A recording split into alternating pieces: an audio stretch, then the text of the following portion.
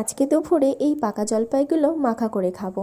তো বাড়িতে অনেক দিন ধরেই জলপাইগুলো ছিল, শুধু সময়ের অভাবে মাখা করে খাওয়া হচ্ছিল না। আজকে দুপুরে একটু সময় পেয়েছি আর ব্যাস জলপাইগুলো নিয়ে বসে গেছি। তো ঝটপট শিলনোড়াটা পেতে ফেলেছি, এর মধ্যে ধনেপাতা কাঁচা লঙ্কাটা তো বেটেই নিলাম, আর জলপাইগুলো এবার নিয়ে এটা নোড়ার সাহায্যে থেতো করে নিচ্ছি। যেহেতু আমি একটু মাখা খেতে ভালোবাসি, আমাদের বাড়িতে না সবসময়ই সব সিজনে টক জাতীয় ফল বাড়িতে থাকে, যেমন জলপাই, চালতা, তারপর তেঁতুল, আমড়া সব কিছুই আমার বাড়িতে থাকে। তো জলপাইগুলো থেতো করে নেওয়ার পর দিয়ে দিলাম পরিমাণ মতো লবণ, লঙ্কার গুঁড়ো, চিনি আর ওই ধনেপাতা কাঁচা লঙ্কার মিশ্রণটা সব একসঙ্গে ভালো করে মেখে নিয়েছি। অলরেডি মাখতে মাখতেই তো আমার জিভে জল চলে এসছে। এবার আমি আর আমার মা দুপুরবেলা ভাত খাওয়ার পর বসে গেছি খেতে। খেতে দারুণ লাগছিল।